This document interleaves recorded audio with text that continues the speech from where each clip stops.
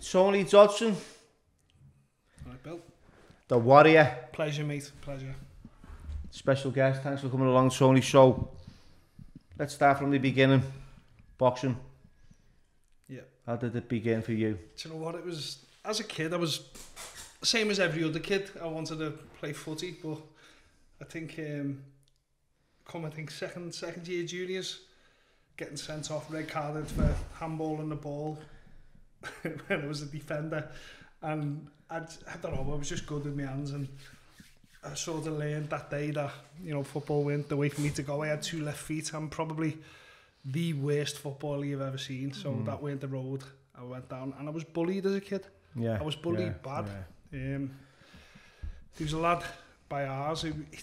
It's weird because he's a lifelong friend. Where was you brought up? Garston. I'm born and bred Garston, mate. And, you know, people have got their opinions about certain places, and rightly so. And I was born and bred Speak. But for me, it's the devil, you know. It's better the devil, you know. Do you know what I mean? You're safe when people know who you are, and you're in the area, you're local. So yeah, I was bullied bad, and the kid that bullied me, Dave Bennett, were actually good mates now, and he's turned out to be an absolute lovely lad. But he was, from a young age, he was massive, and he used his weight and his leverage to bully like a little gang of us. I mean, I'm thankful for it now, because it toughened me up from an early age. But it comes to a stage where my dad took me to the cinema in Wilton Village to watch Rocky IV, 1985. Wow. And literally from that day, it got me. People say it's like a drug. Did you watch Rocky IV first, or? That was it, Rocky IV. Didn't you go from... Yeah? No, Rocky IV, because I was 5. I was 5 years of age. You know, so I was a little bit too young for the first Rockies, and that was the first one I ever watched. Obviously, then I went back to the first, and I watched all of them. So it was... I watched it on a Betamax. You won't even know that, so... We had videotapes. Yeah, there's videotapes on his Betamax. It was like prehistoric, you know what I mean? But yeah, I get it. So yeah, it just gripped me. Being in the cinema, then I would come home, put pillars up on the door, started punching them. I had the older brother and the older sister, so they come in handy at times to try and fill in. I mean, again, I was on the receiving end because I was the littlest out of 3. Yeah. But yeah, it just got a grip in me, boxing, and I never stopped. I just continued from there, from a young age. And then as you're growing up and people sort of get wind that you're not daft and you can handle yourself, they leave you alone. And I was never a bully myself. I'd always like people to, like, one thing my dad always taught me was respect and manners cost nothing. I try and teach that to my kids now, and you know, it worked for me, so hopefully it'll work for them. And I was always respectful to everybody, so even though I could handle myself, I was never a bully, and I never got involved in it, and then I didn't need to. Do you know what I mean? Yeah. Well, I had if I can identify with that, I was growing up, right? I was subjected to bullying myself as as a youngster, and there was this kid, and he'd chase me every time I'd go to school. He used to be terrified going down the street. We all had them kids. Just chase me every time, and I tried to be a team player during a football team, and they'd never pick me, and I'd always feel that rejection. We'll have him, and then I'd end up in goal, and I'd be shit anyway, you know what I mean? Yeah. And I remember my dad used to talk about being a boxer, and I always wanted an impression. I thought, I'll try and get his approval here, and I joined the club, and I learned a few skills. And this kid who used to bully me on the way to school fronted me one day, and I punched his head in, and it was the best, it was the best feeling ever. It is. It was like, wow, I could actually, I'm capable. I was sick inside of being sick inside, so you know what I mean? Yeah, I was in the same sort of thing in junior school.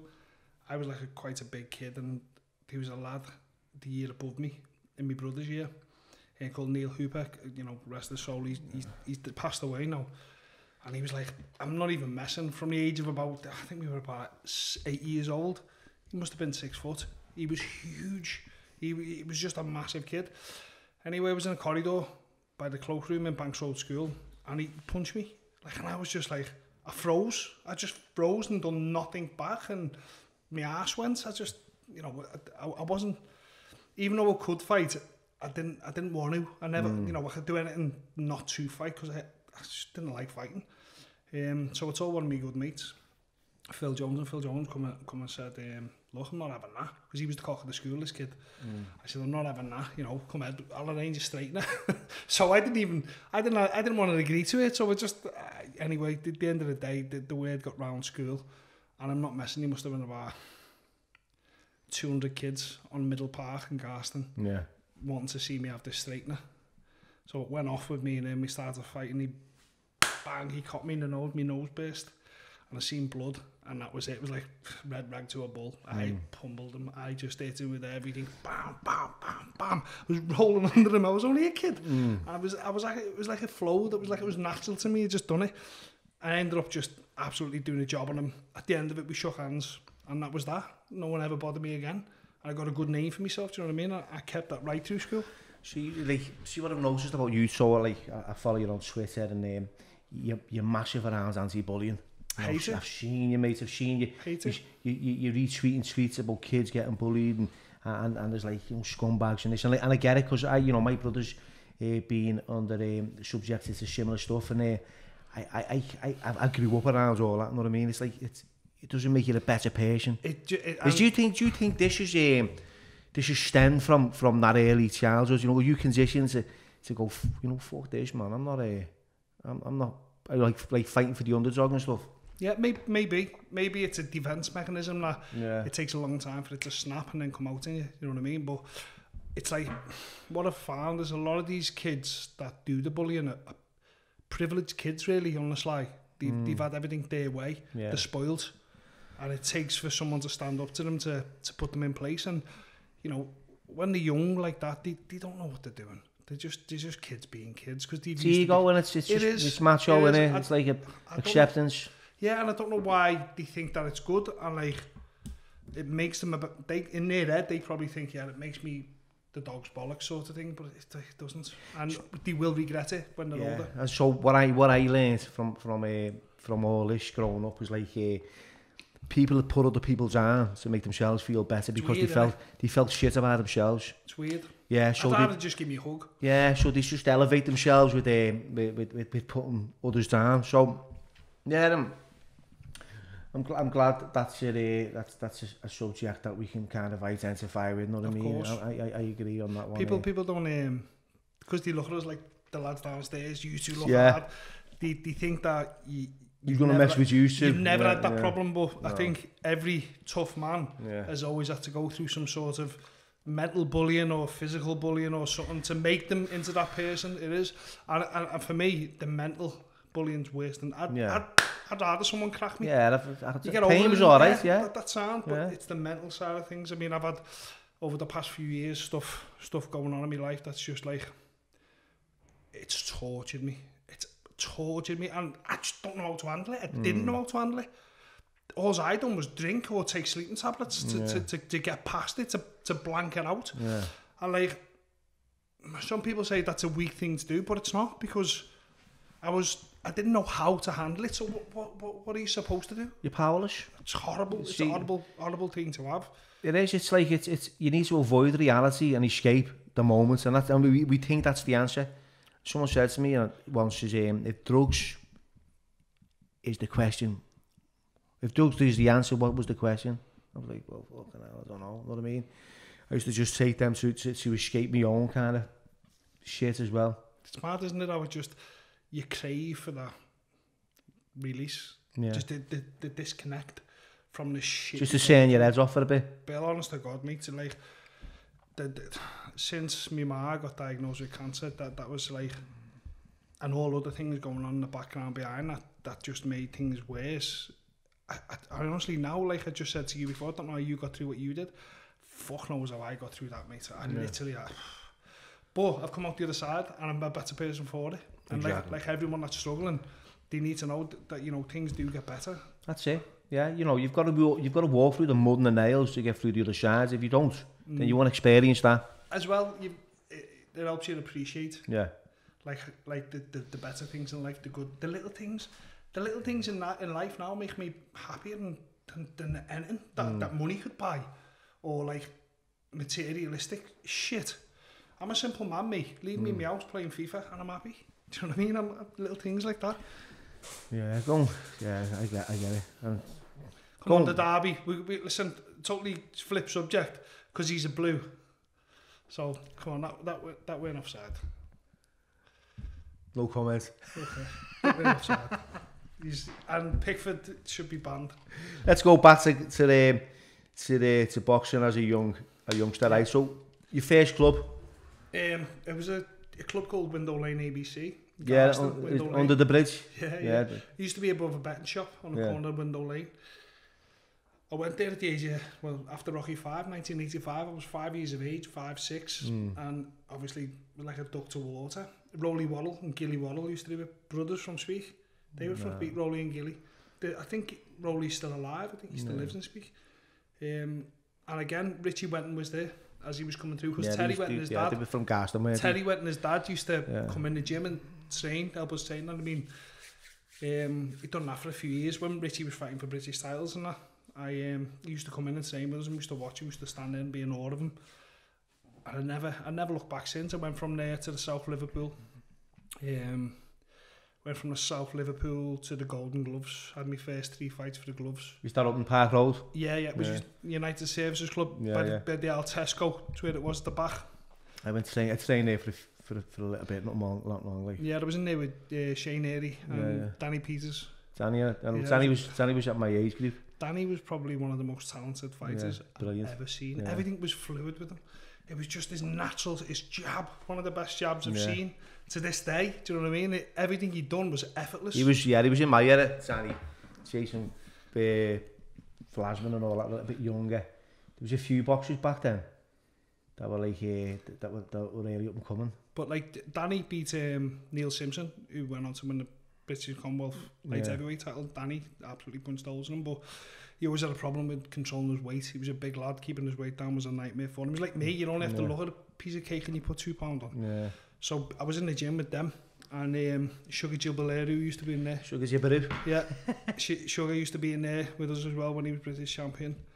And as I say, I had my first 3 fights with them, and I won all 3 by KO. And then Georgie Schofield, who trained us with Little Joe Harper, he went pro with Neri and Danny Peters. So he just said to me, listen, best club in Liverpool, Gemini.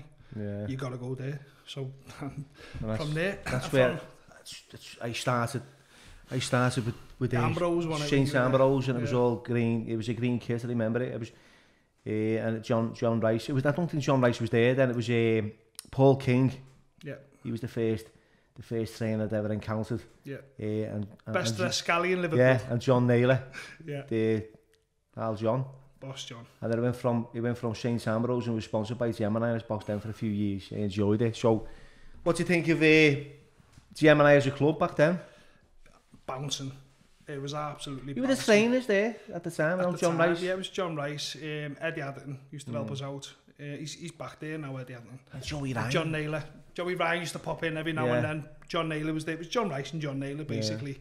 They were there when that was how it was when I was in the Gemini. But it was like, when I went there, obviously I'd only had three fights at club shows. I knew nothing about the national championships and tournaments, and I was only a kid. I didn't really understand boxing. So when I went there, I had the likes of Brian Pollard, Lidl, Mark Reppian, Carl Wall. They were all champions, and I was like, it was next level to me. So I was getting in and getting beat up. Do you know what I mean? I was a big lad. I was 9 stone at the age of 12. Yeah. So I was big. So I used to have to go and spar with I got put, because they had 3 groups. They had schoolboy, junior and senior. I went straight to the seniors because I was so big. I couldn't spar with the kids my age because they were tiny. Yeah. Do you know what I mean? So I went straight up to the seniors, and in a way, was the gym there? Was it back then? Was it under in the bats? In the bats, underneath, yeah. In the little the corner. Little boiler room. Boss, really? Boss atmosphere. Yeah. You go in there and all the skipping on the steps and the bats. On the balcony. On the balcony. But it was roasting in there. It was like a sauna. Yeah, so you put your gear on and get up there and lose your weight. But like, as I say, I was sparring with ABA champions, national champions, and I was taking beatings. I was getting a hit. Yeah. I used to spar with, I was 13 years of age. I used to spar with Lee Burns, and Lee Burns was ABA Paul, is that Paul's brother? Paul's brother, yeah. And he used to punch holes in me. And he used to, I mean, some nights I went home and I was literally near in tears. My head was hurting me that bad. Yeah. But the next time I sparred him, you know, I got a little bit better. Got a little bit better, and that was the way it went. Tony Dowd, do you know Tony Dowd? Sounds familiar. You think he's from Netherley? Yeah, like yourself. I should put a name to a face sometimes. Yeah, he was there, and I was like a kid sparring men. These were full-blown men, and I was finding it hard, you know what I mean? But looking back now, that improved me so much. Don't get me wrong, look, going in the gym and having spars where you work on the technical side of things, everyone needs that. But you also need to be pushed to the wire to see how good you are, how much you've got in here, and whether them skills that you know you've got can be called upon when you're under pressure and someone puts it on you. Don't get me wrong, listen, there's a fine line between having too many heavy spars and too many lights. There's a very fine line, and you might not ever get it right, but you do need to be pushed. You do need to be pushed to the limit to see whether you've got it or not, basically. Yeah, I don't know, because for me, when I was growing, we used to have to run to the lighthouse and back. You still used to remember that? Yeah. Do that run every day, every time we'd go. I used to hate running, so I know. I didn't like hated running.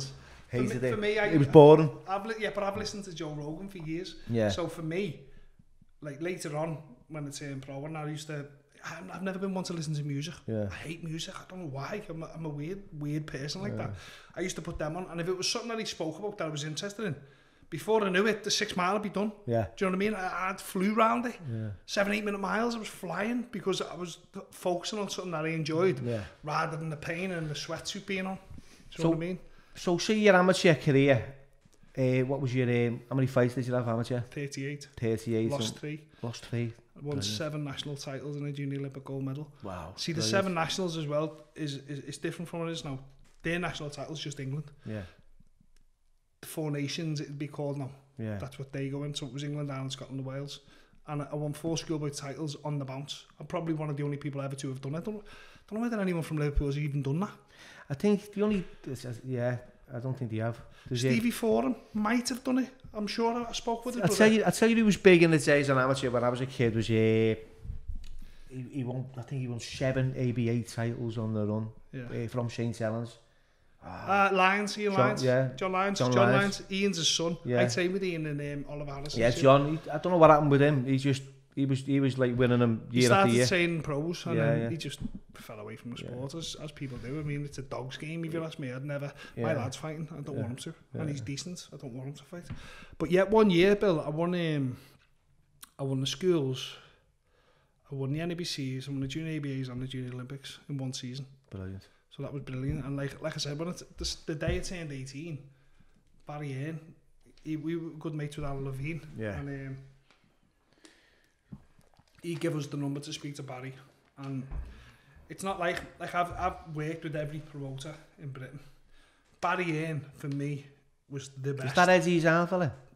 Barry is Eddie's dad, yeah. Yeah. He's I could pick up the phone and speak to him anytime I wanted to. Now you can't even get a deal on the phone. Yeah. Do you know what I mean? Because obviously he's a busy man and they prioritise promoters who's important and who's not. Yeah. So when you're doing well and coming through, they're always on the phone, or they'll pick up the...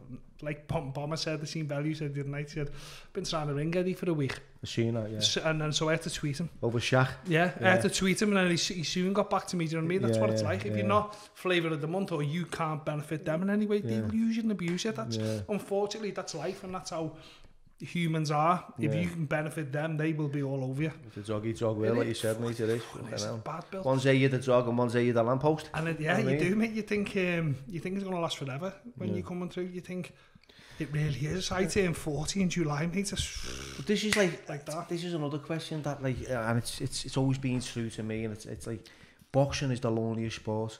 It's horrible. It's like it's you, and that's why I chose it. So as a kid, I couldn't connect with others, so I couldn't be a team player.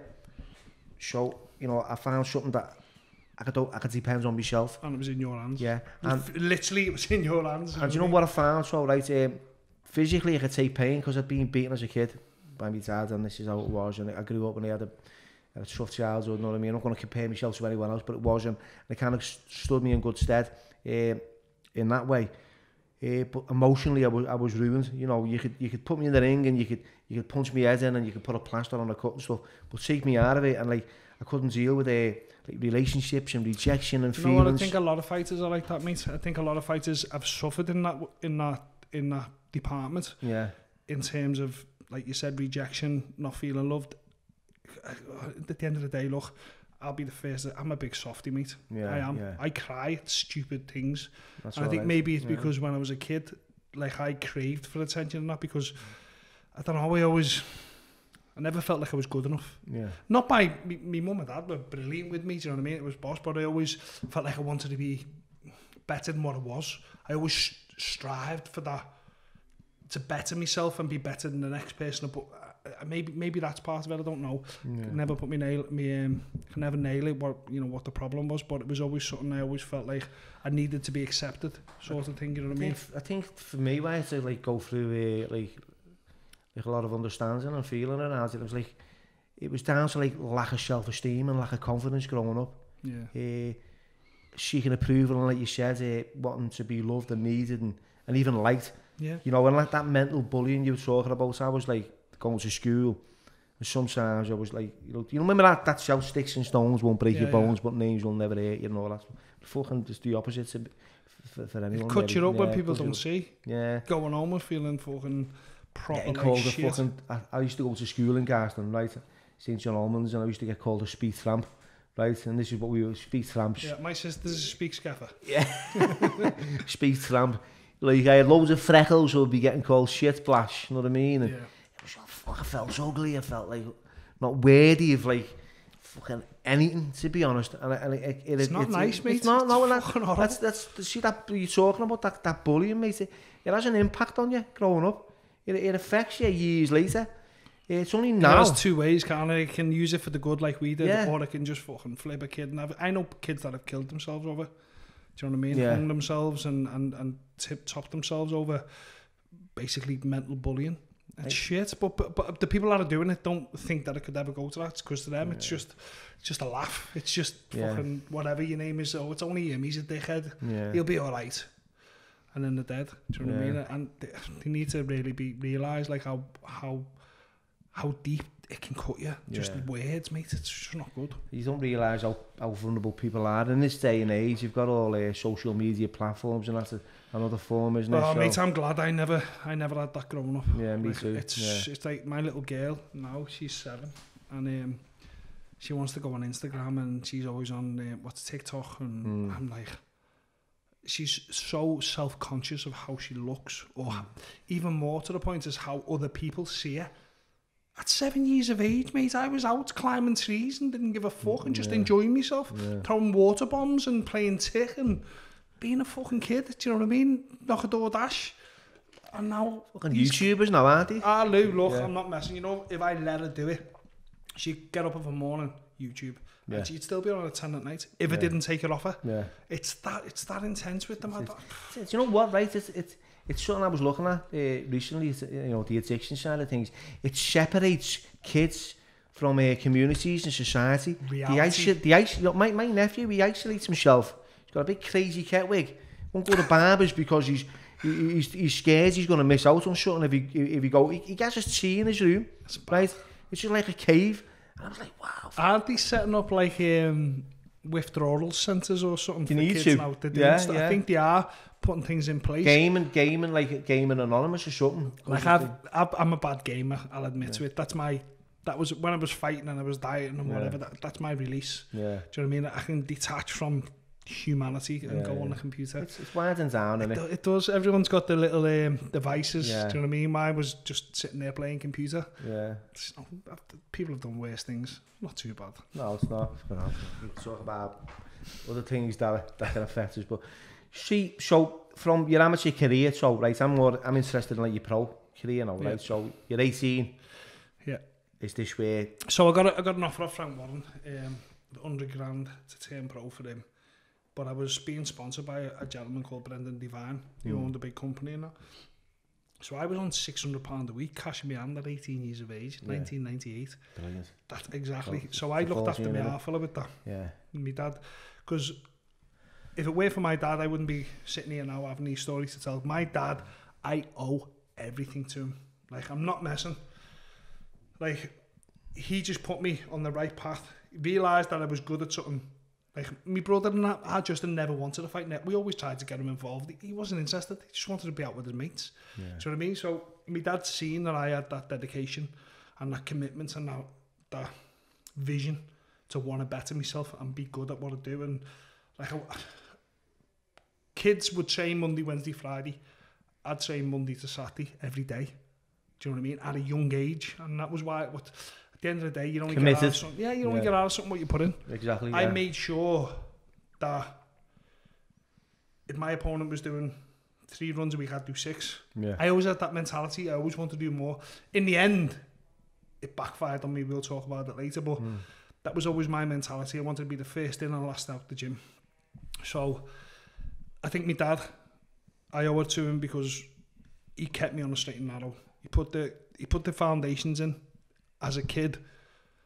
Respect, loyalty, manners, dedication, commitment. If you're going to do something, you do it 100% or you don't do it at all. That was the values he put into me.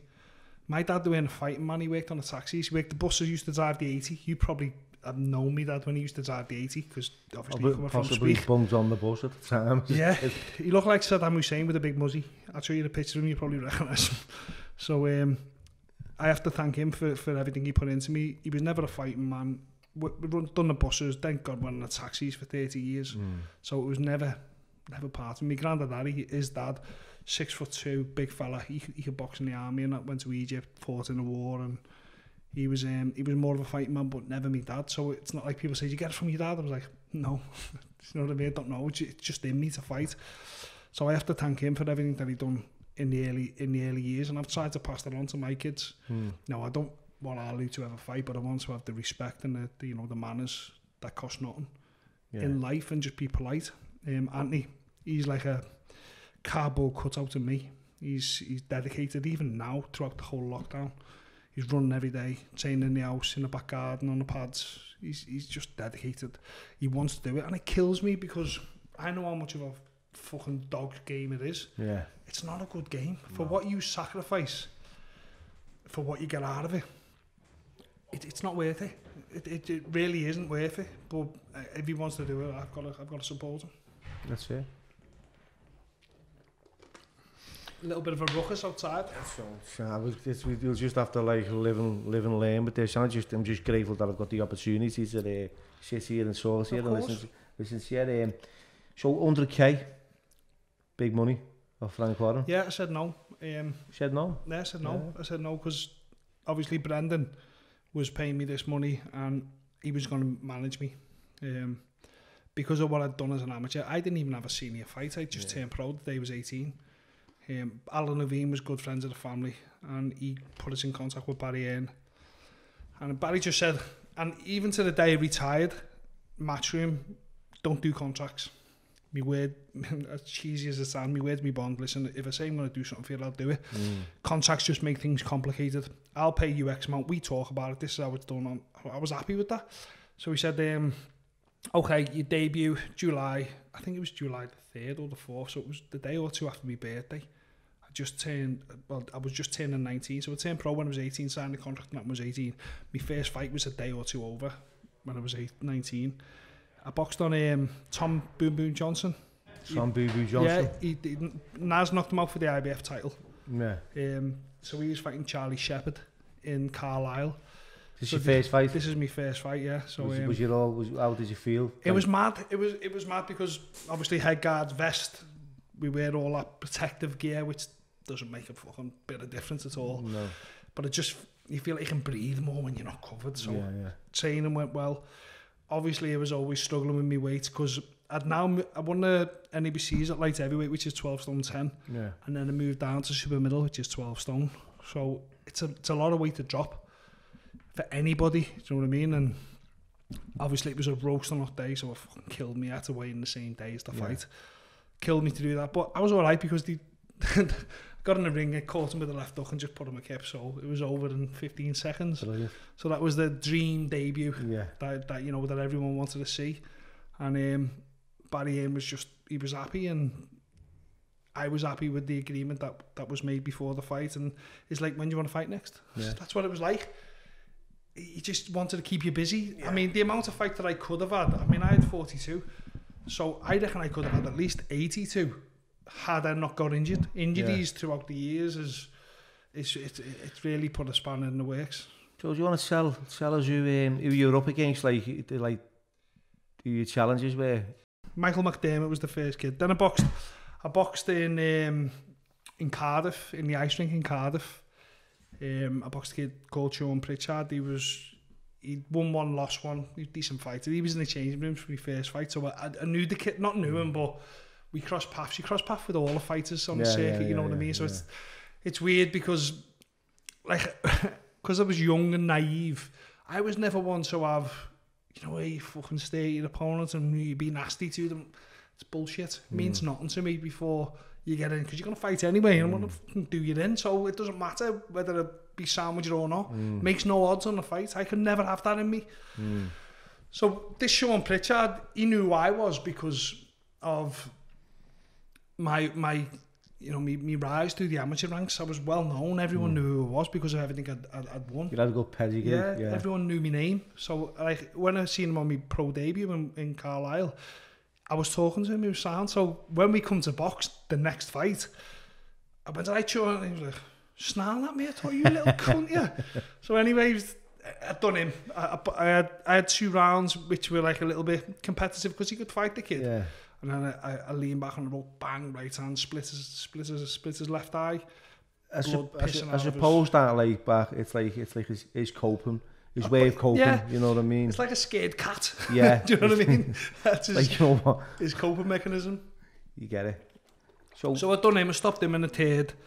Then I went to fight a fella called Mark Dawson, right in Aston Villa. Now, this was the fight where he was a proper journeyman. Now look, these fucking journeymen can fight, mate.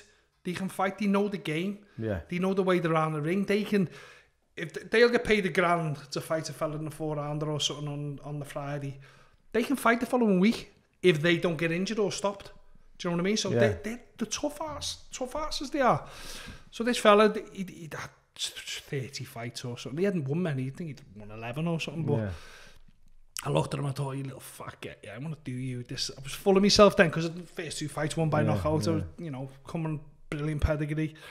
And he was a rough ass, mate. And I come out of that ring, beat him on points, but my face was just torn apart. He absolutely, but it wasn't hardly catching me with anything. It was just his elbows and his head and just a rough ass fighter. You know what I mean?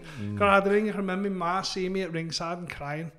My mum, I can still remember her looking at me in tears, nearly coming out of her eyes, and what's he done to you? I said, Mum, I won, that's all that matters, you know what I mean? So I've done him. Then my next fella, I boxed a fella called Paul Bonson, who ended up having like nearly 100 fights or something in the end. Tough man, like a rugby player. Stocky, again, knew his way around the ring. I boxed on the Nassim Ahmed undercard when Voyani Bungu, when Naz come in on the carpet, P Diddy walked him to the ring. I boxed him, I beat him on points. I boxed a kid called Jimmy Steele, and Jimmy Steele, another one that's just a journeyman. But you need these people early in your career because there is a difference from being a kid. Don't forget, I was a kid. I never had any senior fights. I never got that experience. In my head, I thought when I was 18, I was turning pro, I thought I was going to be world champion because I'd won everything I'd ever entered.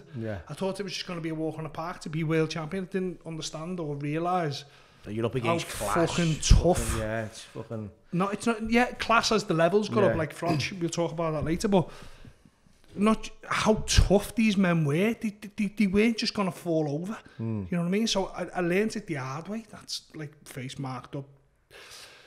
But when I did start knocking people over as my career went on, I sort of forgot my boxing ability. What won me everything as a fighter, as an amateur, was my ability to box and my skill. And because I started knocking people out, I sort of put that on the back burner and just relied on my power and my aggression and me you know, my tempo would just work. That, you know, you live and learn. I just never. So anyway, I'd done him. Then I knocked out a kid in bowlers called Danny Southern. Now this kid was fucking, he'd only lost 1 out of 6 or something. He was a decent kid, southpaw. Actually picked him to beat me, like on, do you know what I mean? Because the kid had been in with some good lads, and anyway, I slipped outside his right, because I think he was a southpaw, slipped outside his right, bang, body shot, just put him over, folded him. That was on a Michael Brodie card in Bowlers in Manchester. It's mad, talking about it now, I'm thinking, fucking hell, yeah, I can remember that. So from there I boxed some Romanian kid, done him, then I boxed a kid called Valerie Oden. Now this lad, I boxed him in Wembley. He was one of the Peacock Gym lads, a black kid, massive, ripped to the bone, could fight. I wouldn't like to fight him in a telephone box, let's put it that way. Anyway, went to war with him. It was gonna be it was supposed to be an 8-rounder. So just before we went in, he said, "Look, we're going over a time schedule, because with the fights, with television, you've got to have a schedule. Obviously, what time the fights go on, and if fights run too long, then they have to like alternate the other fights to make it work and fit in with the program. So they cut it from an 8 to a 6, and I was happy with that, obviously, because we were getting the same money, whatever, less work. But after the fucking 3rd round, mate, I thought, thank fuck this is on, because this kid come at me like a train. Didn't stop. Bill, I swear, there's a clip of it on my Instagram. He just didn't stop winging. Technically, he was shit, but physically, mate, he could hit like a train, and he just did not stop. Anyway, knocked them out in the 3rd round, the end of the 3rd, copped them, slip, bang, left uppercut, and then backed them on the ropes and caught him with the double right hook. And then my first title in Liverpool, John Penn, for the Central area. Again, this kid was, I think he'd won 10, lost 1. He was coming off 2 wins. He could whack, had a big knockout ratio, and he could have a little fight, and knocked him out in 2 rounds. Or what was it? Yeah, knocked him out in 2 rounds. Done him.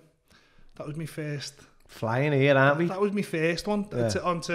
That was live on Sky as well. I got knockout of the year as well. Brilliant. So it was televised. It was happy, and again, just around that time, I was outside the ring was starting to become a problem. Yeah.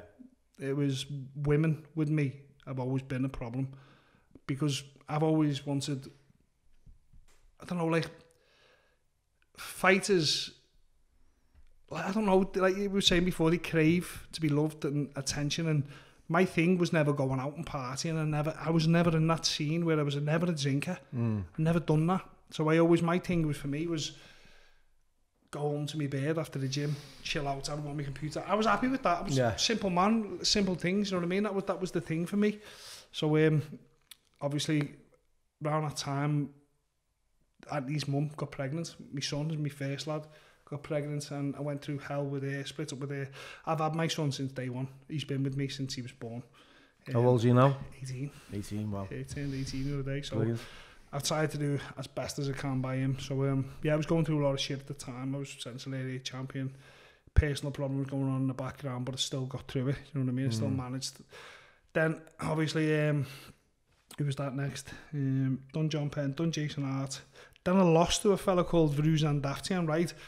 Who was only had on record when I boxed him. He'd had no fights, but I knew after that he'd had all sorts of fights in Armenia that hadn't been recorded, whatever, and he had amateur pedigree, whatever. And I thought I won a fight.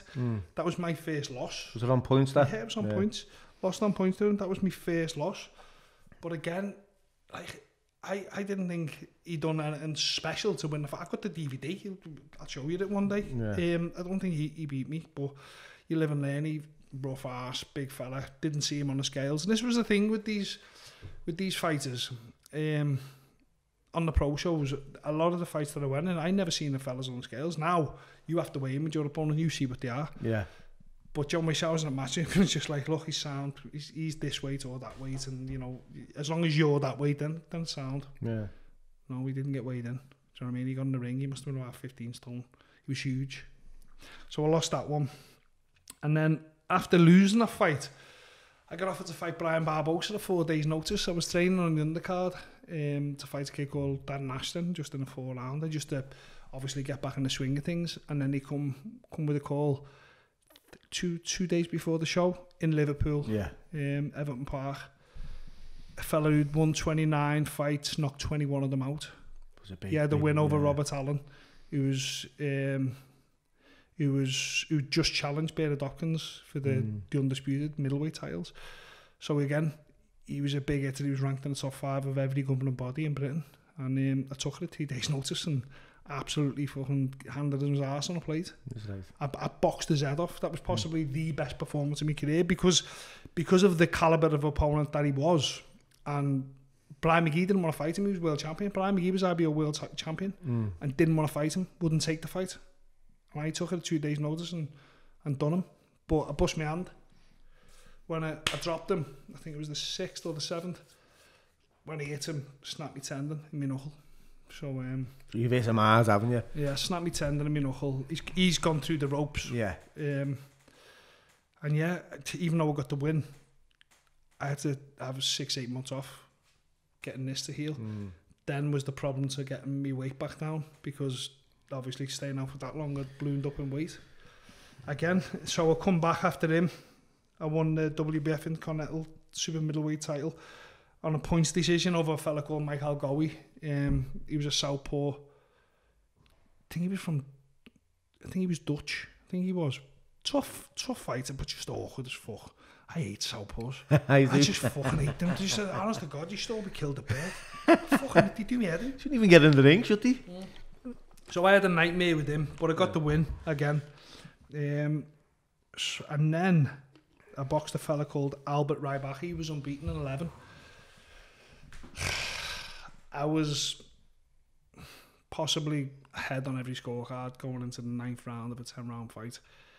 He caught me with a body shot, just a little right hand to the body. And like obviously I went down, I got back up, but the ref jumped in because he caught me. Decent fighter. He boxed Froch. He put you down. He put me down with a body shot, and then I was exhausted then, but I was ahead on the scorecard. There was a round to go. I was just unlucky. It happens, that's boxing for you. I dominated 90% of the fight, and then, at the end of the day, it was a 10-round fight, and he come through it. So he beat me on that one. What happened then?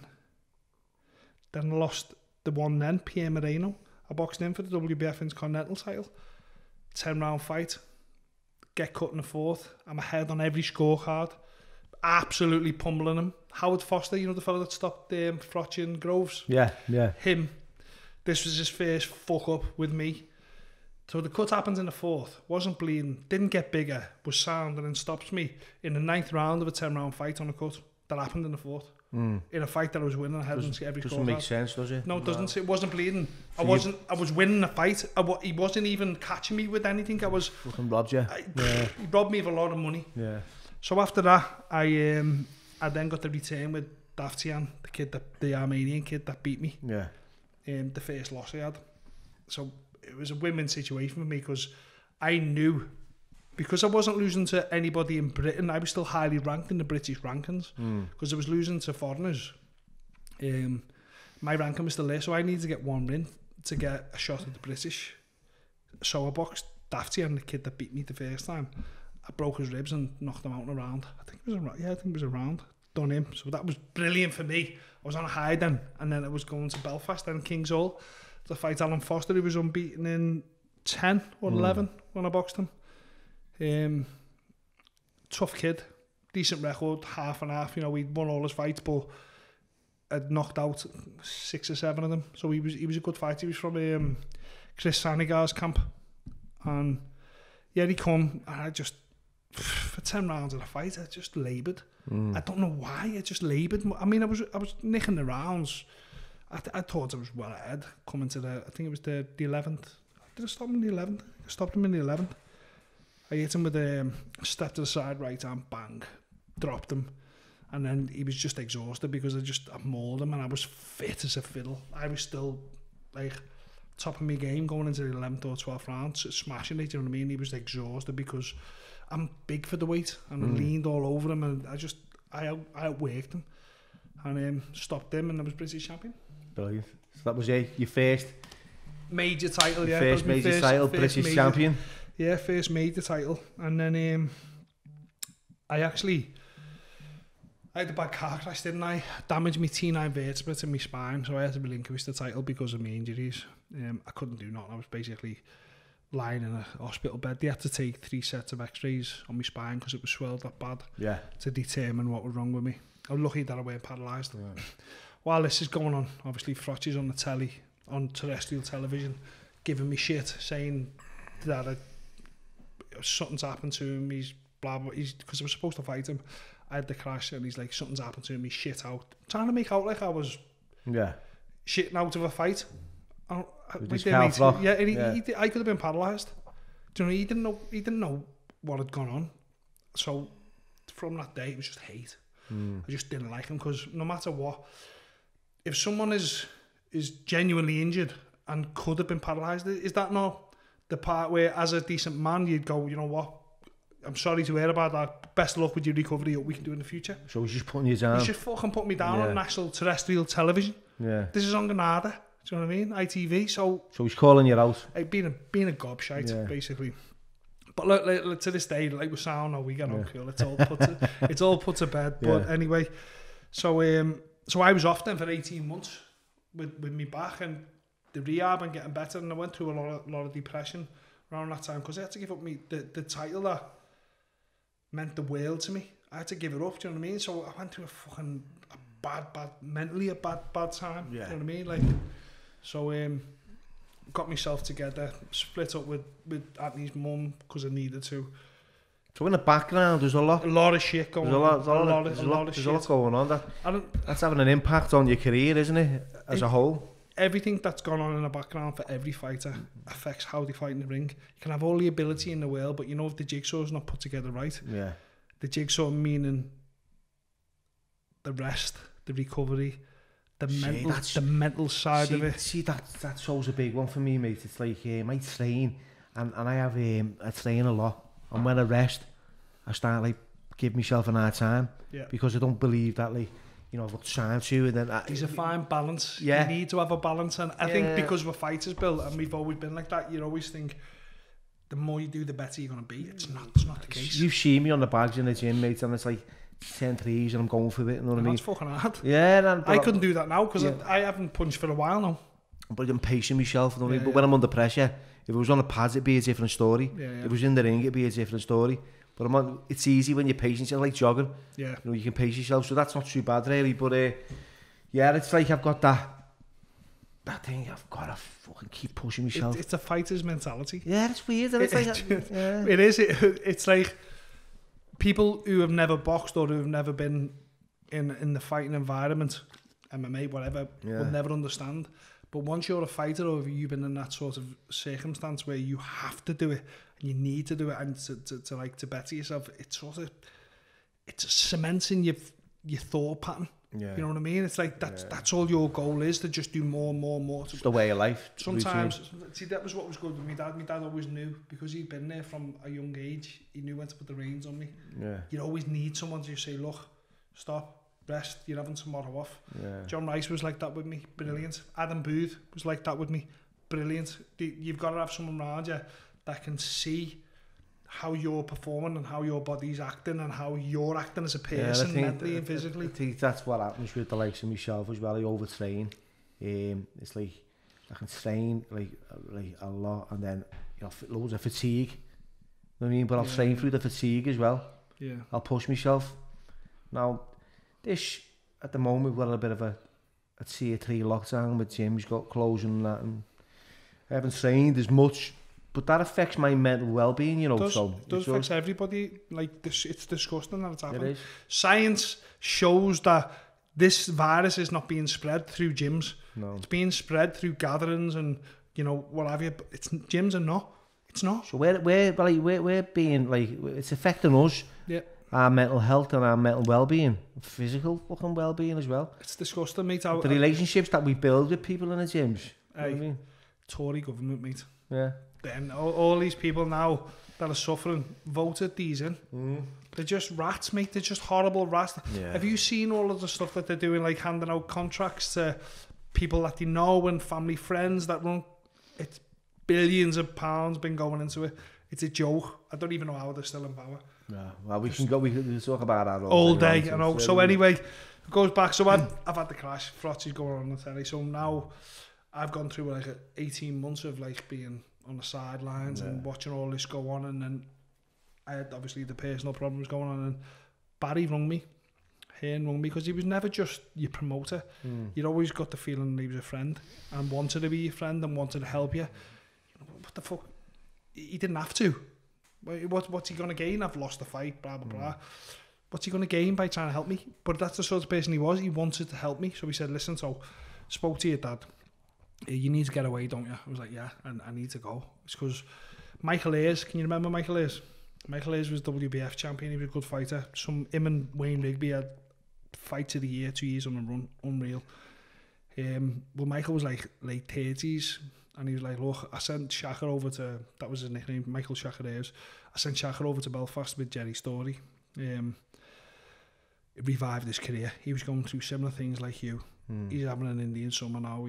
He's flying. You know, would you be interested in, you know, getting up? We'll sort out your apartments. We'll put you somewhere to live. We'll pay for all your expenses. I was like, fucking right, get me out of here. So I lived in Belfast. I stayed in the lodge on Cavill Road. I actually become good friends now with Carl Froch and Paddy Barnes, because they were in the gym with me. I trained in Holy Family Boxing Club in Tigers Bay in Belfast, and best time of my life. Loved it there. Loved Jerry. Jerry Senior, such a wise man. Went to, what was the Olympics that he went to? What he bombed? Years and years. Munich. Yeah, he was at that with the Irish, but that's how long he's been. 1972. Yeah, that's how long he's been around boxing. Yeah. So, same Barry McGuigan. Yeah. So what he doesn't know about boxing is not worth knowing. But he was like a very calm, he still is like a very calm man when you talk to him. His voice and the way he speaks to you just demands your attention. You want to listen to him. It's like I want to say it. I wouldn't say magical, but it's like hypnotic. His voice is like hypnotic, like David Attenborough. Yeah. Same sort of thing. He's got this calming effect, and he just makes you want to listen to him. And he's, for me, because I've just found out I've got traits of ADHD. Yeah. I have, because I've always been like, brr. So I needed someone like him around me, in my corner, to calm me down. So we come at a time when I needed him, because I was going through a lot of shit. Obviously, I was a dad now. I've got a newborn baby. Our auntie's there, and like I said, he's been with me from day one. I've had him since he was born. So my mum used to have to look after my son while I went training away. So I'd be in Belfast from Monday to Friday every week, and I'd come home for the weekend. So Monday to Friday, my ma used to have to watch Auntie. And without her, obviously, my life would have been a lot different. I wouldn't have been able to move. I wouldn't have been able to do nothing, because your kids got to come first. Even though I never wanted kids, and both girls knew I never wanted kids. They're here, and I love them more than anything. And you know, I'd never change them, but I did never want kids, so it was a lot for me to take on. Yeah, definitely. Especially bringing it up by myself. You know what I mean? So it's a big ask, isn't it? So anyway, I had to get a fight in before Foster. Where am I up to here? I'll go with Pierre Moreno, Dafty, and Foster. Yeah. So I'd done Foster, then had the car crash, come back with Jerry. First fight back, they give me Daftian again, the kid that beat me. Yeah. Now I've already, so it's 1-1 now. He's got to win, I've got to win, whatever. Boxed him again, done him again. So it was good to be back. Got myself back into like shape. I boxed another Zablot, can't even pronounce his name. I think he was a Polish kid. Done him in 2 rounds. Another fella, done him in 2 rounds. Then I boxed Jamie Earn. This was a big fight for me, because Jamie Earn was a decent fighter. He was coming with a winning record. He wanted to win. Big lad, could whack with the left hook. Had some good wins on his record. It was in Liverpool. It was in, like, because I always struggled with my weight, Bill. Bad. Like, my weight was a fucking nightmare for me. So I always remember coming out of the gym in Belfast 2 days before the weigh, and I think I was about nearly a stone overweight. I had to lose that much weight. Middle of summer, I used to always remember driving past this big Magners sign on the billboard. It was like a big pint of Magners with ice in it. And you know what it's like to be dehydrated and weight trained, mate. That was a fucking torture for me. So I craved a pint of Magners. Yeah. Craved it, and it was just something I needed. But obviously I couldn't have it because I was fighting 2 days later. So anyway, we get to Liverpool, and done the weigh-in, and when I got there, I was still a little bit overweight, so I had to put a sweatsuit on, got the weight off, weighed in, and then a fight that night. After you've ate, after a weigh, and you feel £1 million, do you know what I mean? It doesn't matter then. You're happy. It's sort of like the best part of the whole thing is weighing in, making a weight, and then being able to eat. You just feel like, it's done now. No, that was the hard part. Now the easy part's fighting, because it is. Fighting is the easy part. Making weight is the fucking hard part. Yeah. So I got, you know, coming out of the ring, he walked in first because obviously I'm the home fighter. Yeah. English title on the line. Absolutely bouncing Everton Park as well. It was a good place to fight. Good atmosphere in there. Me being the home fighter. You know, coming back after having the crash, former British champion, you know, the place was buzzing right behind me. It was actually in the changing rooms. Paul Smith was in the changing rooms with me because he just finished the session. Because me and Paul go way back. We're good mates, you know what I mean? And just like Paul says, good luck. He was in there with Neil Perkins as well. Perkins was in there. Good luck, Dodd, blah, blah, blah. Goes in, ended up doing them in 6 rounds, but probably one of the best performances in my career. I absolutely pummeled him. It wasn't just... It was like everything that we worked on the gym with Jerry Story come into play in the ring, and there's no better satisfaction as a fighter when you can do things in the ring that you've been taught in the gym by your trainer and you stick to a plan. For me, I was always aggressive and forgot about the skill part of it, but Jerry managed to get me back to being like that, you know, putting a plan in place and implementing it, which is for me was like fucking never happened, because I just would see red and just want to fight.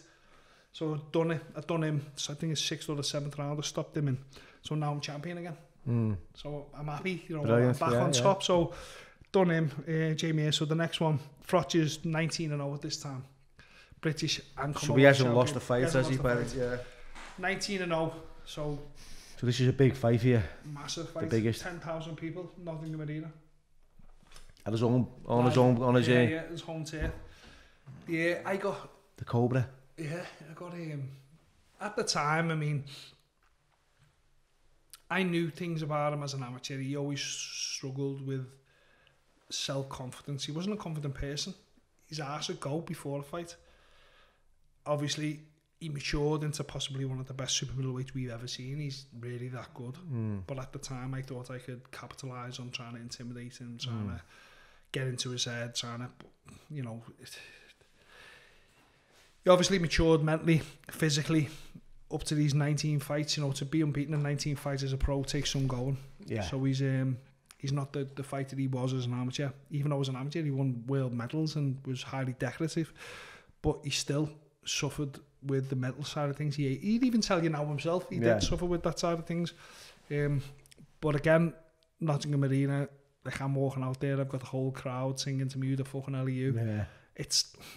Talking about it now feels like it never happened, but it was an achievement, you know. Even though I lost the fight, I lost to possibly one of the best super middleweights we've seen, so no shame in it. And for the 2 of the 3 rounds, I was actually on top. I won the first 2 rounds just through work rate and sheer grit, but he caught me with it under the floating rib and on this side with the left hook, and it just took the life out of me. Literally couldn't breathe. Literally went down. I thought I'd be all right now. Just give me right back. Like nothing happened. Just takes it like someone puts an elastic band around your lungs and you just can't breathe. So yeah, I lost that one, but like I said, in hindsight, I didn't lose to a normal fighter. I lost to possibly one of the best that this country's seen. And it hurt. It fucking more than hurt. Killed me. Yeah. Because that was my shot. Yeah. And then he went on to win. He go on the Super 6. 2 fights after me, he won the Super 6. Got to the final, got beat by Ward, obviously, but earns a lot of money. Won 4 world titles. So I've been literally touching distance for being big. And other opportunities that I had, we'll talk about as well in a minute. But because of the circumstances and injuries, just didn't happen. So I lost to him. Let me see where we're going here. Where is he? So I lost it. Yeah. Okay, so then I get a phone call off, because I've obviously been in with Froch and he was highly ranked and whatever. I got offered to fight a fella called, what was his name? Christian Sanavia in Italy for the WBC world title. How did that go? So I needed a win because I was coming off a loss to Froch. Yeah. I needed a win to be able to fight him for it, because I was ranked in the top 15 by the WBC. I was eligible to fight for a title, so I had to go in and get a win. So I boxed Nick Okoth. I think, Nick Okoth. He was cruiserweight, got to the cruiserweight prize fighter final. So he was a big lad, strong, coming with a winning record again. This was where the sleeping tablets worked against me. While all this was going on, throughout 99% of my fights, I couldn't sleep overnight. I used to, like I said before, if you can't sleep, you can't train. If you don't train, you don't fight. So what sleeping tablets did you start taking? Zimmervane, Zopiclone, Stilnox. I've had them. Horrible. So, okay, so you take 2 of them, you'd be fucked, wouldn't you? Yeah. I took 7.5s, aren't they? No, these were 10 mil. I took 15 of them. What a night. This night before this fight. You took 15 before So I took 3. Wow. I took 3 to start with, right? I woke up the next day, there was a packet missing. Obviously, there's 14, 15 in a packet. So you've missed a few hours with you thinking? Can't remember. You can't remember? Can't remember doing it. Just makes you feel like you're pissed. Yeah. Just can't remember doing it. So anyway, the next day, I wakes up, fight day, makes the weight. And my partner says to me, like, why are you talking funny? I was like, I've had a pre-workout. Because obviously, I take pre-workout, and I used to blame that because it makes me go, like, hypo. I weren't. I was still, because I took that many sleeping tablets, I was still dosed up off the sleeping tablets, you know what I mean? So anyway, fighting that day. And this fight was so important because I was fighting with the WBC title. Had I come through this? Yeah. So second round, I leans back, comes off the ropes, bang, butts me, split my eye from there to there. You could see my skull through my eye. Do you know what I mean? You could see my skull. It was that bad. Won the fight, but the title's gone. I can't fight. Yeah. Because the shot was literally 6 weeks later. I've got this fucking mouth opening on my eye because of it. Now, was it the sleeping tablets? Don't know. I can't say. It didn't help. Do you know what I mean? It didn't help, but I got cut. I think it'd probably be a contributing factor, though, to the way... it wasn't good. Good. It was. Yeah. I was dicing with death, mate, but because of what I was going through personally, it was again, like, you want to disconnect. So going forward, right, so coming to the end of your career now, close, because No, there's more.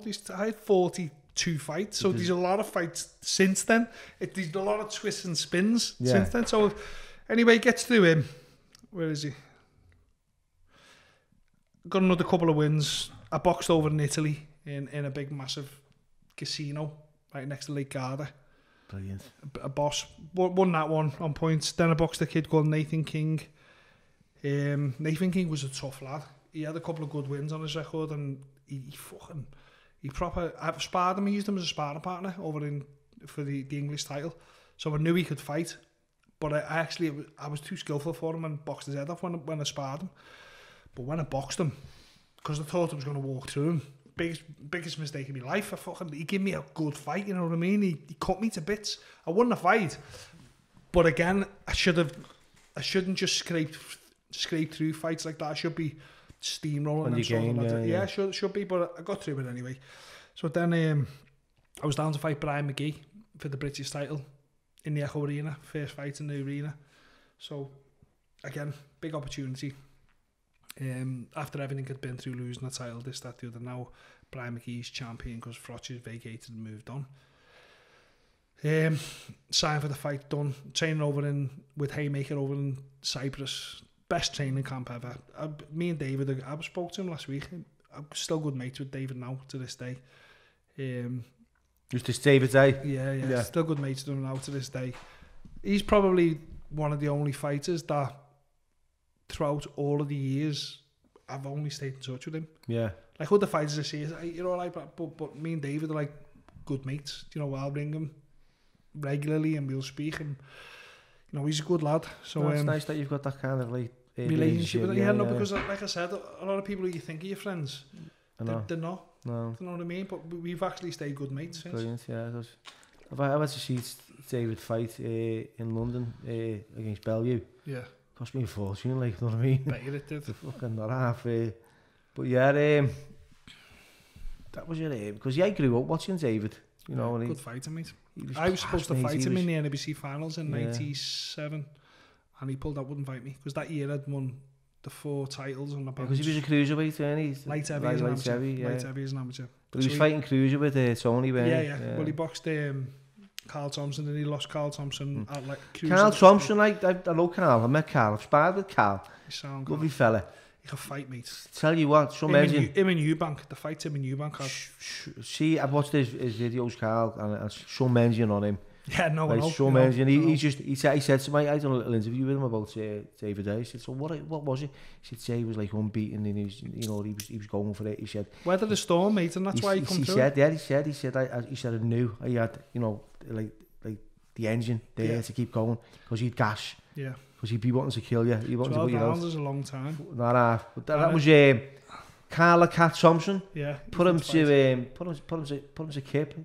He's knocked out first. He's done him, yeah. First loss, David's first loss. And he was in his 40s, wasn't he? I think when he boxed him, he was late 30s when he boxed was him. But he continued and still went on to win other world titles after that. He was a good fighter, mate. I used to enjoy watching him, even Eubank. Yeah.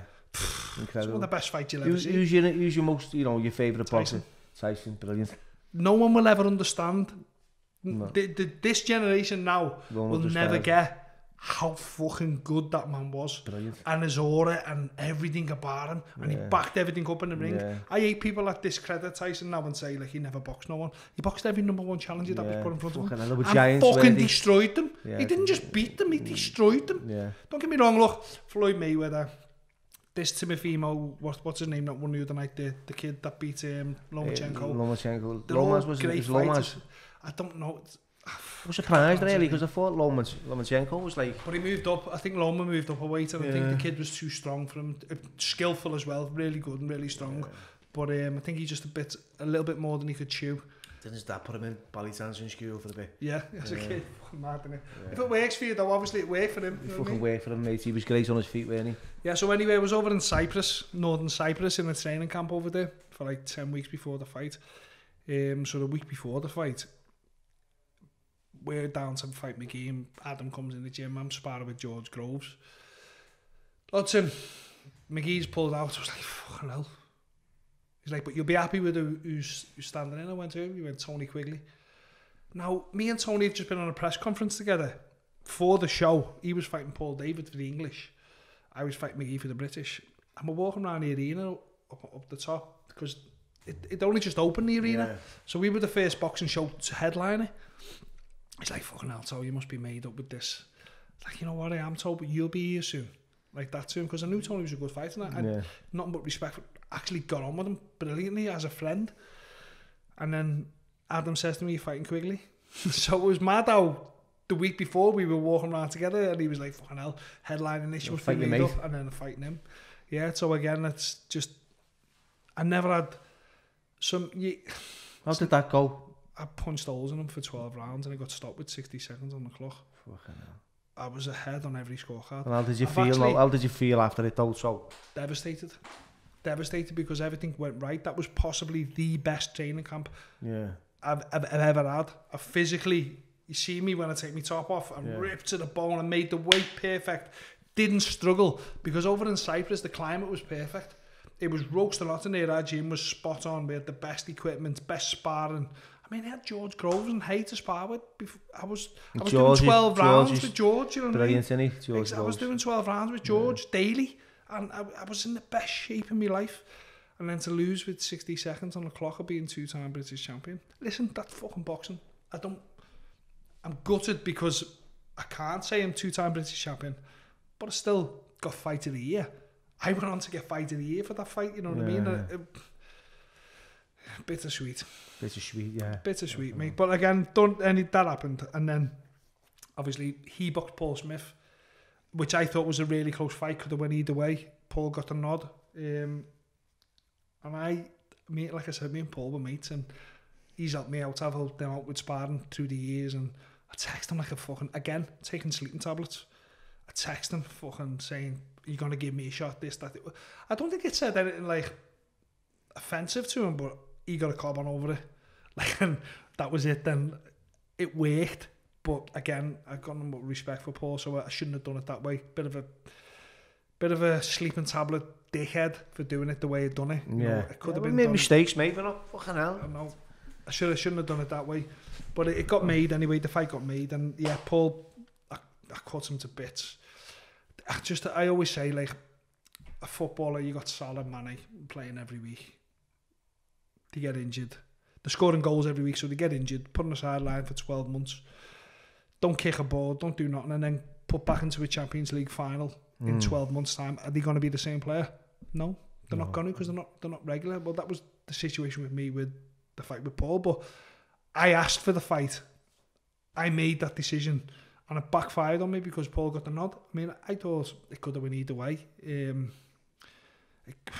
That's just life, isn't it? Just it goes, some go in your favour, some don't. Paul got the nod, and then I had to ask a few questions of myself after that fight. Yeah, you know, I should have turned the screw a lot earlier. Because of what happened with Quigley, I was fearful of blowing at the end. Yeah, do you know what I mean? Because the pace I boxed Quigley, when you watch that fight, I'm like a train. I just don't stop from round 1 to round 12. And in round 12, I was exhausted, and I didn't want that to happen again. So I should have turned the screw. Do you know what I mean? I should have put more into it. Hindsight's a lovely thing. After, you know, we'll leave you knew it before. I never turned the screw. I paid the price, and yeah, it didn't go my way. And Paul went on to get 4 world title shots, and you know, had a great career. And we're friends. Did he ever win a world title, Paul? No. He boxed. You know, when he boxed Arthur Abraham, I thought he could have got the nod there, but again, luck went on his side that night. It happens. So I lose to Paul. Then I got the nod for I boxed Michael Bambula in the prize fight. Got picked for the prize fight, didn't I? But this was at light heavy now. So I've moved up a weight, got into light heavy, which is better. It's like £6, but £6 is a lot. Yeah. And I won't even, when you see me actually in the prize fighter, I look flabby. I wasn't in the best condition for it, but I felt better, physically felt better, felt sharper, because I weren't weight trained. I weren't killing me. Don't get me wrong, I still got cut bad. So Bambula, he got a win over Tony Jeffries, who was Commonwealth. Got a gold medal at Commonwealths. Come back from the Olympics with a bronze, I think. Good fighter. Anyway, he's got a win over him. So he's in the prize fight. I draw Bambula. I get cut bad. 2 cuts on my eyes in the first fight, because prize fights is 3 fights in one night. So beat him through to the next round. Now my fella, the fella I'm fighting the next round, Manny Edwards, was fighting Joe Smard, I think it was, who was another unbeaten fighter. They had a fucking humdinger, and anyway, Manny knocked them out. Ended up winning his by knockout. I won 9 points, he won his by knockout. So this kid was massive, 6'4", built brick shit house, unbeaten, good knockout records. And anyway, I was still cut. Yeah. They still let me fight even though I was cut. So is this like, so see you being cut now, is this like sort of like affecting all the fights going forward? It should, yeah, because normal people who have got a bit of brain would think I need to stay away, need to try and ride the wave. Not fucking me, mate. I was bang right. I knocked him out in 3 rounds, put him a kip. It was a good fight, really great performance. But when I got out of the ring, doctor just looked at it and said, you can't fight. Replacement come in, lasted 2 rounds, got £18,000. I went away with losers' money. Even though I won my 2 fights, I should have been entitled to the runner-up money, and I never got it. So, again, bad luck again. Just fucking life. Just seems to happen to me a little bit more than most. So, nearly coming to the end anyway now. Then, after the prize fight, I had a comeback fight against a fella called Jamie Ambler on the Matchroom show. It was the day before I was going to get married. So I flew out to Rome the day after the box to get married. I had bruises all over my face. Won the fight, went out there, come back, and then I got offered to fight Darren Stubbs for the IBO, International Light Heavyweight title. Stubbs was similar fighter to me, similar record, only a couple of losses, strong lad, come forward. Yeah, I had an absolute barnstorm of fight with him in Greenbank Sports Centre. Stopped him in, I think, the 7th round of a 10-rounder, But again, fucking hell, he had a hard head. My knuckles were bruised. I boxed really well. There was under Oliver Harrison. Yeah. I'd moved to Manny now. To train with Oliver. And Oliver's gym up there with Jamie Moore, Martin Murray. They were all in Brocky Field and they were in the gym with me. So I was sitting with Martin last week. all good lads, mate. Yeah, he was down here. All good, talented lads. And Nice kid. It was again at a time when I needed a change and needed some. I don't know. I just think it gives you a different feeling when you go to a different gym with new talent and new people. Yeah. You sort of raises your game. You learn off them, even though I was experienced and that. Being in with You'll them, never stop learning, though. No, you never stop learning. Like the little things like Oliver used to teach us, and the little things Oliver used to say and do, and the way he used to conduct his sessions. He was like Jerry Story in a lot of ways. He was very calm, and he just used to go. Tony, we'd be on the floor, me, Rocky, Martin Murray, Carl Skeggs, Derry Matthews, we were all in there. We'd all be in a ball on the floor, just knackered. Go, lads, it's just a feeling. He used to fucking hate it when he used to say that. He was right in a way, because that pain feeling you get when you're training hard, it is just a feeling. And he used to wind me up when he used to say it, but you know, when you've had a shower and all that, you were fine. That's it. Cool. It's over, innit? You feel it. It's done. It's like it's like Muhammad Ali says, you know, he hated every day training, but he had to become a champion. It's like for me, you know, you do something that you don't want to do, but you do it anyway, and you feel great about it. That's it. That's the truth. That's the hardest part of doing it, is getting up and doing it. Just fucking turning up, you know what I mean? Once I can start procrastinating and start thinking, I'm not doing that, I can't be arsed, you know what I mean?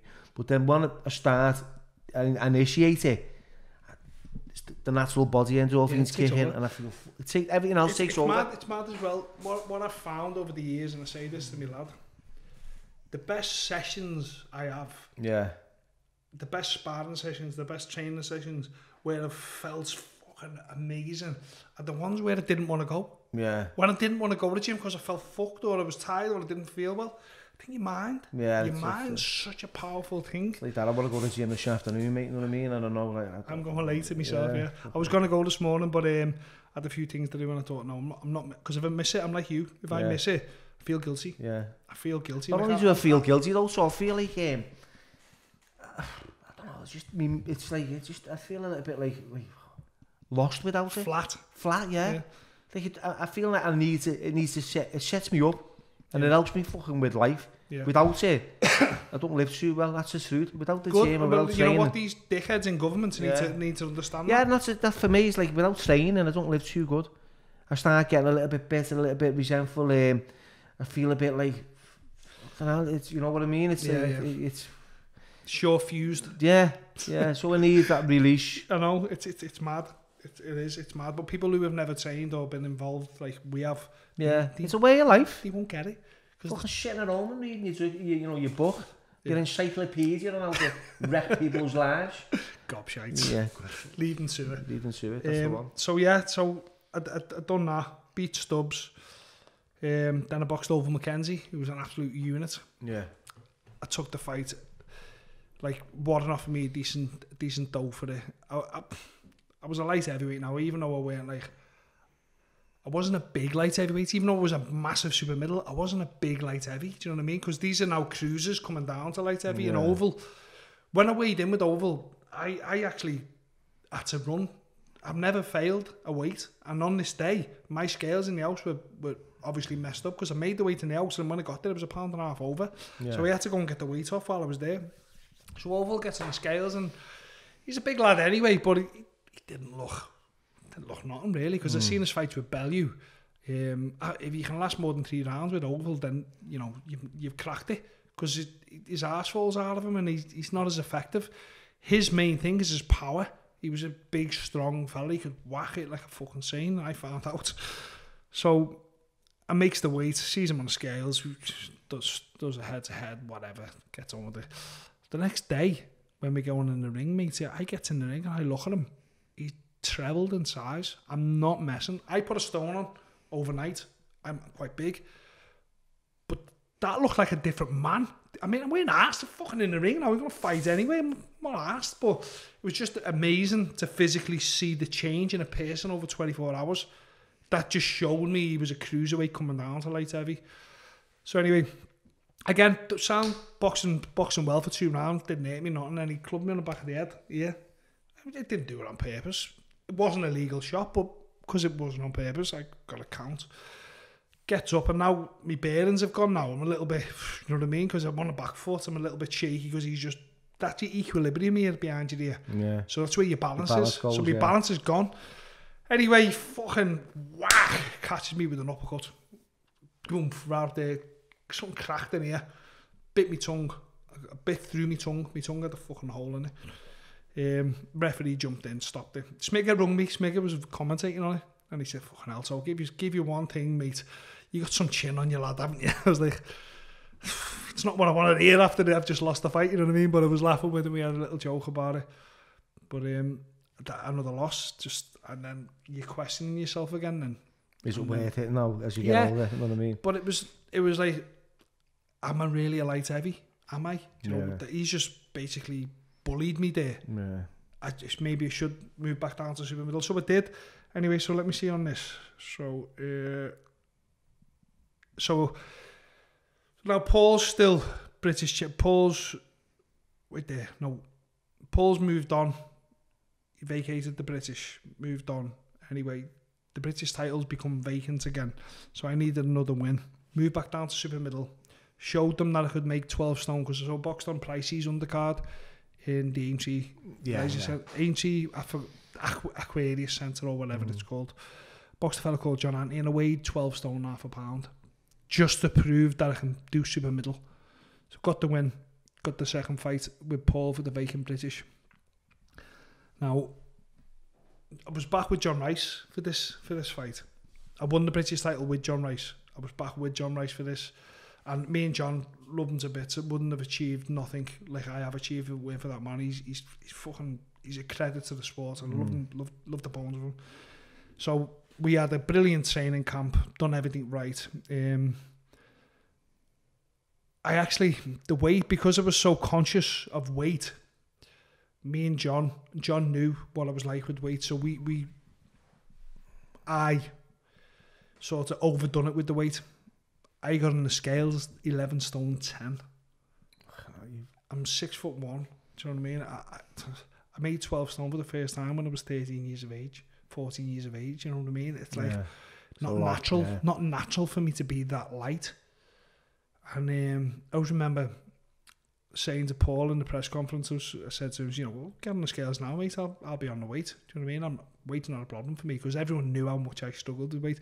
So I made it a point to prove to everybody that I could do the weight easy, this, that. But in hindsight, I sort of, because I wasn't naturally that size, I took a lot of muscle away. I took muscle, because so when there's no fat there, you're going to deplete your muscle. So I was like, I looked like a baghead when I got on the scales. I looked terrible. In my head, I was great because I'd done the weight sound. No, worked against me. But again, fight comes round, a little bit of needle between us because for Paul, like he said to me, I have to have that where you're trying to take something from me, so I have to have that mentality of I've got to hurt you. I'm not your mate. You can fuck off. I don't want to speak to you. But I just couldn't. I just wasn't like that. Maybe that was one of the things I should have been. Should have been a little bit more selfish, a little bit more nasty. Maybe they changed the way that, you know, I was as a fighter. So fight happens anyway.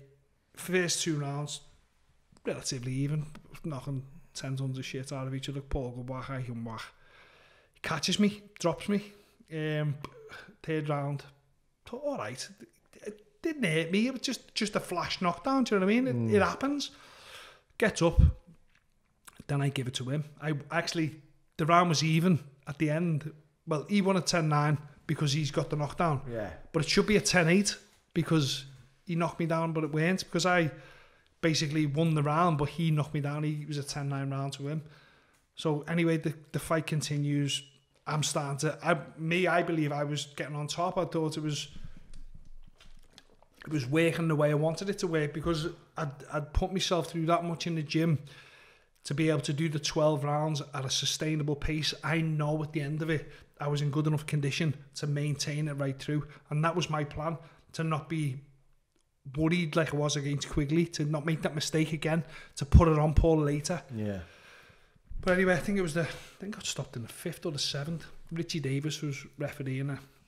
So the fight's, I'd say, even up to this point. Paul throws this fucking big looping right hand. Hit me right on the side of the chin. My tooth comes through my gum shield into my cheek. And he drops me. Now, I knew where I was. Wearing it. I mean, obviously, fucking not hurt as in like, I fell forward. Fucking Richie Davis doesn't even like give me a count, or he just jumped straight in. And stopped it? Stopped it straight away. It was a fucking great fight. It was honest to God, it was fucking warming. It was warming up. I was getting into it. He just bang. It was a fucking, he literally threw it from here, it come over, and I went like that, come through me thing, and just let me bingo right on the thing. What the fuck are you doing? I'm never going to get no look.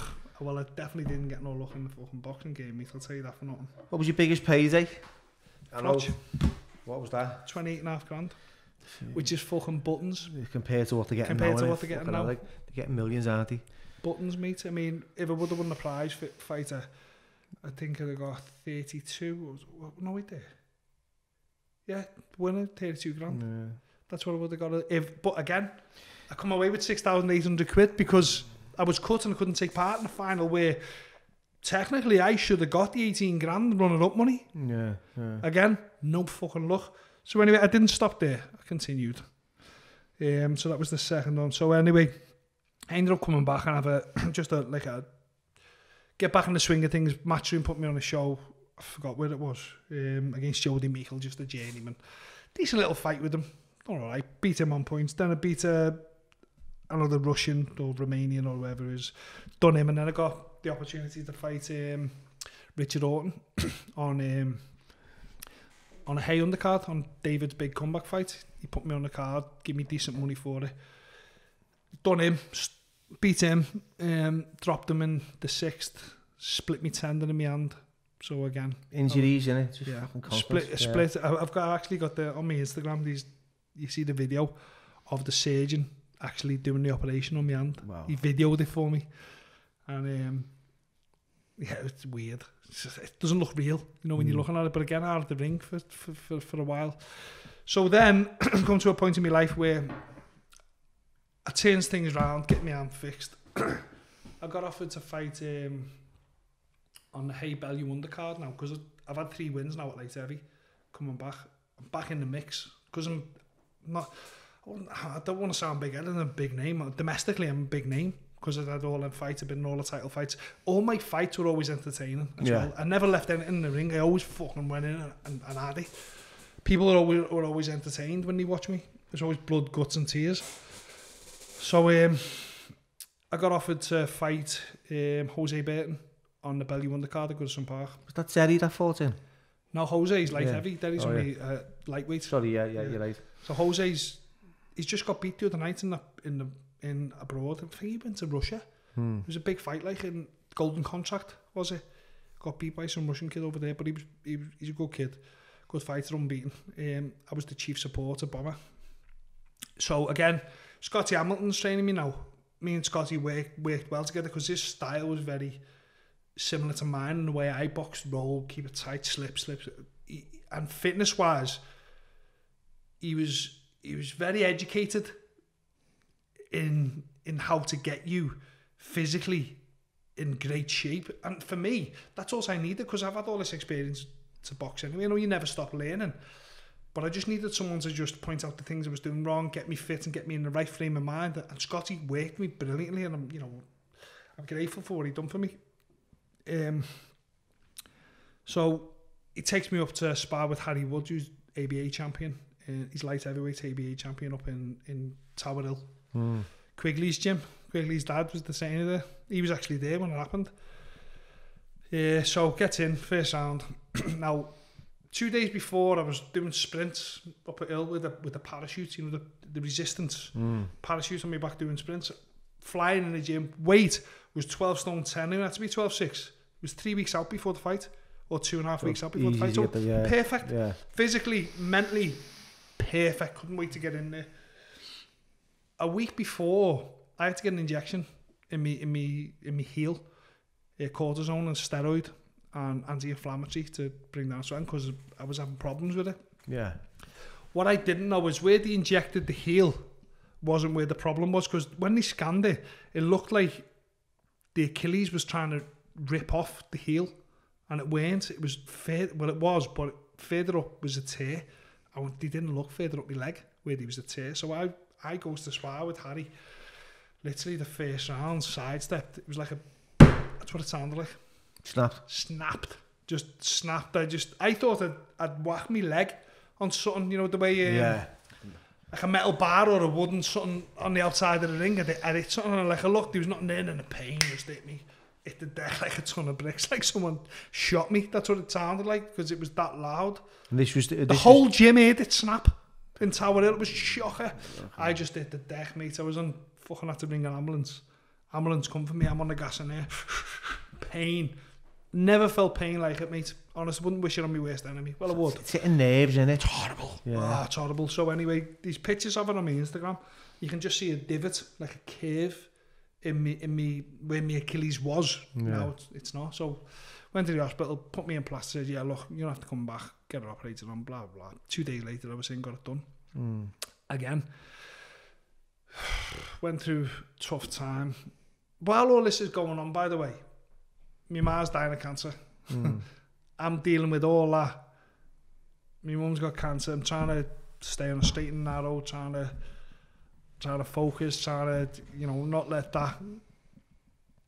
In a way, it was the only thing that was keeping me fucking sane while that was going on with my mum, because I was going through a lot of shit with exes and whatever, and I would never really talk about all of it. Like, if people knew what actually went on around that time, they'd be like, holy fuck, how you didn't kill someone or kill yourself. Yeah. I don't know how you done it, but I'm here. So yeah, that just fucked everything up for me, snapping my Achilles at a time when I thought that was my big ticket back. We'd been to Goodison Park, me, Bellew, Jose, done a head-to-head on the Matchroom with there, Sky was there, on Sky News. It was fucking... The buzz was there again, do you know what I mean? I'd come back after all the losses and this was my opportunity to get back in the big time. Again, that happens. No luck, mate. So anyway, gets even better. Fucking... So as me snaps my Achilles, gets back in shape, gets back in the gym with Scotty, getting myself together, getting me weight back down, sparring again, doing everything perfect. David rings me, listen, Jose Burton's now lost to Frank Buglioni. So, Bellew, hey, I've had the first fight, whatever. Now the second fight's coming. He said, look, do you want to fight on the undercard? You'll fight Buglioni, British title, blah, blah, blah, blah. I'll give you 40 grand. It was a pay-per-view, Sky box office, so I was getting good money for it. Yeah. It's like, yeah, sign me up, sound. A couple of days after the phone call, as another got hit again in my car, someone pulls out on the side of me, whack. So I've spun, damaged my wrist, got compressed me, so my wrist's now come up like a golf ball. Gone to doctors, and the doctors just said, listen, you can't punch on that for 15 weeks. Fucking ruined you.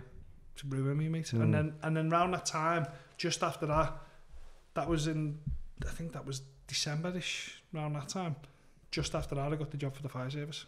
That's what you're doing now, innit? That's what I'm doing. You're a fireman? It come out, a firefighter. Firefighter. Politically correct. So, yeah, you can't say fireman no more, can you? It's fucking odd. Yeah. Is your car going to be alright, so? Yeah, it's good. Shit. So, yeah, again, it just come at a time when one bad thing happened, something good happened, because I absolutely love the job I do now. The watch I'm on and speak, the people I work with, I'm like a duck to water in there. It was made for me, and I'm very fortunate to be able to have. Someone said to me once, "You'll never work a day in your life if you work in a job you love," and that's how I feel. I said to my cousin works in a fire service, but it's a big. It's boss, mate. It's the best job ever. I mean, it's not just about fighting fires. So, if you had any inspirational or like any, I always say this, so right, and I know it's a big ask of everyone, any pearls of wisdom, any experience or any dedicate your life to what you love and what you want to do. If you're going to choose fighting as a career, please fuck everything else off around you. Yeah. Focus on social that media, one goal. No, you need social media to promote yourself, because unfortunately the world we live in now doesn't. That is the platform. Yeah, everything is done on the platform. Get someone else to run it for you. You don't even have to run it, because exactly. fucks with your head. Probably the best idea. Get someone to run it for you, Yeah, because it just fucking mess with your head. Fucks with your head. You don't read what the comments and that, what people say. Anyone comments about me on social media, you get blocked, mate. I don't get involved in that crap. I just don't get involved in that shit. It's not worth it. Cause so that's it. Dedicate your life. You've got to, and like I said, opportunities, when you don't expect it, are the ones that catapult you. Like me with Barbosa, you know. But look at the other opportunities you could have had if I'd have been ready. It's like, honest, you only get one crack at the whip. I'm 40 now. I'm fucking well past you're in the prime. I'm in great shape, but fighting wise, I couldn't fight like I used to. Do you know what I mean? But so it's been an absolute pleasure. I've just been like, wow. Trip down memory lane. Yeah, it's weird, but lovely. Thank you for coming along. You're welcome, mate. Welcome anytime. Hello guys, if you've enjoyed this podcast, then subscribe here. Follow me on all social media platforms here. And my guests are here. Thank you.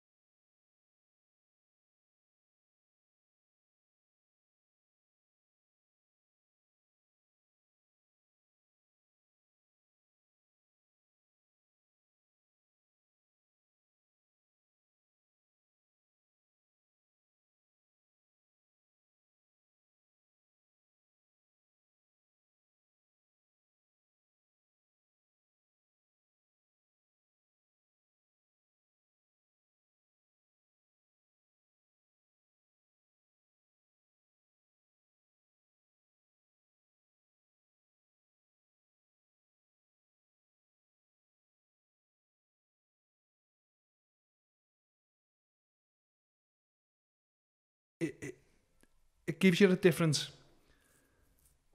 feeling when you go to a different gym with new talent and new people. You sort of raises your game. You learn off them, even though I was experienced in that. Being in with You'll them, never stop learning, though. No, you never stop learning. Like the little things like Oliver used to teach us, and the little things Oliver used to say and do, and the way he used to